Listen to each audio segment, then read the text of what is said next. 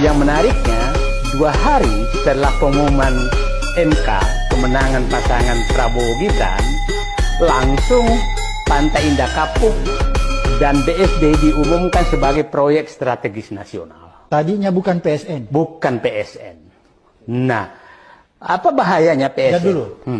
Apa konsekuensinya kalau sebuah lokasi, sebuah proyek itu dinyatakan sebagai PSN? Sebagai PSN, maka tidak ada lagi aturan yang berlaku tingkat daerah dan semua bisa diterobos. Contoh paling nyata umpamanya kita punya tanah, kita tidak setuju. Ya. Maka itu tetap diambil tanahnya, uangnya dititipkan di pengadilan. Itu kalau dia statusnya PSN. PSN. Kalau dia bukan PSN, ya masih bisa nego secara teoritis, tapi menghadapi ini susah juga. Oke. Nah, saya herannya apa urgensinya diubah jadi PSN.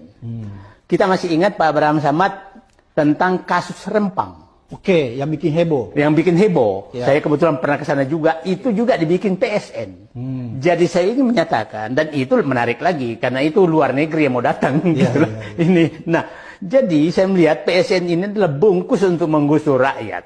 Itu dibungkus untuk menggusur rakyat. Nah, itulah yang terjadi di Pantai Indah Kapuk. Yang menariknya, dulu Pantai Indah Kapuk 2 itu hanya bersampingan dengan Pantai Indah Kapuk 1. Yang lain tuh Pantai Indah Kapuk, sampai Serang tuh Pantai Indah Kapuk 10 namanya. Oke.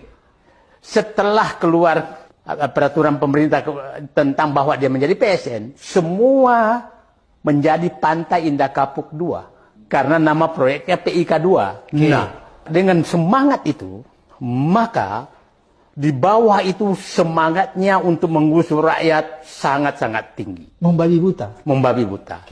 Saya cerita pengalaman saja. Saya turun ke lokasi. Jangan dulu Pak Said. Jadi Pak Said ini advokasi di sana juga ya?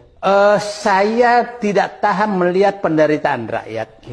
Jadi di sana kalau kita lihat kan kecamatan supaya orang bisa membayangkan sepanjang mana daerah itu dan coba kita lihat kecamatan mana saja sih yang kena gitu kan. Teluk Naga itu bersampingan betul dengan bandara.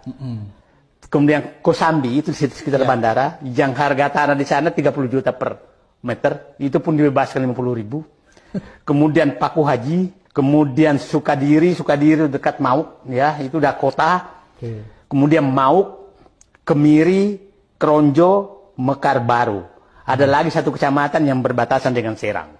Nah, itulah yang dibebaskan. Dan Pak Abraham Samad bisa bayangkan, saya datang ke lokasi, itu awalnya ada 20 rakyat mau ketemu.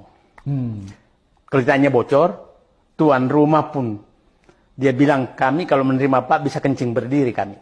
Jadi takut mereka? Ketakutan mereka. Yang menarik, terlalu banyak berkeliaran aparat dan preman di wilayah pembebasan. Terlalu banyak. Jadi Pak Said sempat melihat itu ya? Sempat melihat. Dan kadang-kadang tahu ada motor ngiung, kita nggak tahu.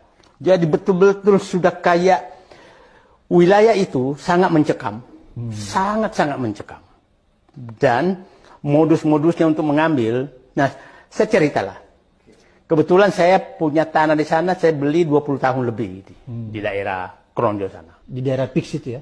PIK 2, dulu PIK 9, sekarang PIK 2 juga. Dimasukkan semua? Dimasukkan semua. Oke. Nah, wilayah Mauk itu kan dikenal wilayah Cina Benteng kan? Oh iya, saya tahu itu wilayah, saya pernah ke sana. Itu juga terusir semua. Jadi yang terbayang oleh saya Pak Abraham, apakah orang-orang yang sponsori penggusuran ini masih punya hati nurani? Sebagai bayangan saja, orang ini belum Indonesia merdeka sudah di situ. Iya. Dan hidup dari situ. Dari menggarap itu tanah. Dari menggarap tanah. Sawah, tambak, macam-macam. Nah terus mereka harus diusir. Dengan paksa? Dengan paksa. Pak Abraham saya bisa bayangkan, kalau dia punya 1 hektar, maka dia hanya dapat 500 juta. Dengan harga 50.000? 50.000. Kalau 500 juta, maka kalau beli rumah Jakarta itu tipe 36. Kalau masih bisa dapat? Masih bisa dapat 500 juta. Nah, coba bayangkan, dan dia tidak bisa melakukan apa-apa lagi. Jadi saya bilang, saya berdoa, ya Allah, turunkanlah laknatmu yang paling besar terhadap orang-orang yang mengusir, orang mencabut kehidupan rakyat ini dari sumber nafkah utamanya. Sangat sadis, Pak Ram.